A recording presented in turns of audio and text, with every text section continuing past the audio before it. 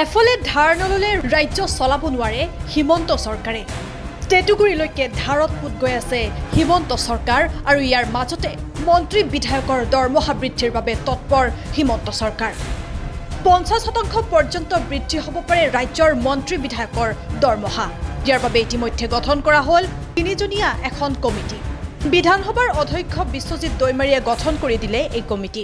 এমাহৰ ভিতৰত প্ৰতিবেদন জমা দিব লাগিব কমিটিখনে।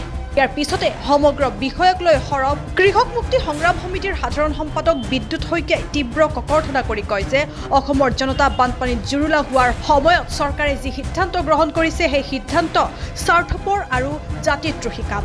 এই সিদ্ধান্ত তাৎক্ষণিকভাৱে বাতিলৰ দাবীও জনালে সাধাৰণ সম্পাদক বিদ্যুৎ শইকীয়াই। শুনোৱা হওক কি কৈছে কৃষক মুক্তি সংগ্ৰাম সমিতিৰ সাধাৰণ সম্পাদক বিদ্যুৎ শইকীয়াই। News desk Sarupathar plus. কি আচৰিত কথা, আচলতে আমি ইতিমধ্যে খবৰ লাভ কৰিছোঁ যে বিধানসভাৰ অধ্যক্ষ ডাঙৰীয়াই মন্ত্ৰী বিধায়কৰ দৰমহা বৃদ্ধি কৰিবৰ কাৰণে 3জনীয়া এখন আয়োগ গঠন কৰিছে আৰু সেই আয়োগে সিদ্ধান্ত লৈছে যে মন্ত্ৰী বিধায়কৰ দৰমহা এতিয়া 50% পৰ্যন্ত বৃদ্ধি কৰা হ'ব আৰু প্ৰাক্তন মন্ত্ৰী বিধায়কৰ পেঞ্চনো বৃদ্ধি কৰা হ'ব।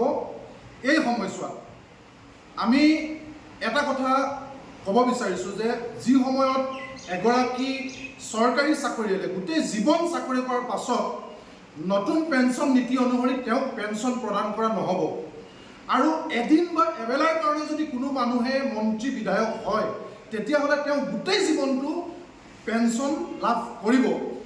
এই ধৰণেৰে যিবিলাক চৰকাৰী প্ৰতিনিধিয়ে চৰকাৰী কৰ্মচাৰীক পেঞ্চনৰ ক্ষেত্ৰত তেওঁলোকে ষ্টেণ্ড দিব নোৱাৰে, চৰকাৰী কৰ্মচাৰীয়ে পেঞ্চন পাব লাগে বুলি বিধানসভাত এটা টু শব্দ ক'ব নোৱাৰে, সেইবিলাক জনপ্ৰতিনিধিয়ে কি যুক্তিত বাৰে বাৰে নিজৰ দৰমহা বৃদ্ধি কৰি থাকিব বিচাৰিছে, সেইটো আটাইতকৈ লাজ লগা কথা। দ্বিতীয় কথা হৈছে এই সময়ছোৱাত আমি সকলোৱে জানো যে চৰকাৰখন দেউলীয়া, লাখ কোটি টকা ধাৰ লৈছে চৰকাৰে আৰু বাটে পথে এতিয়া কৰৰ সঞ্চাৰ, গাড়ী ৰখাই খেদি খেদি ট্ৰেক্টৰক টেক্স লোৱা, প্ৰতিটো বস্তুৰ অত্যাৱশ্যকীয় মূল্য বৃদ্ধি, যাৰ কাৰণে সাধাৰণ মানুহ জুৰুলা হৈছে।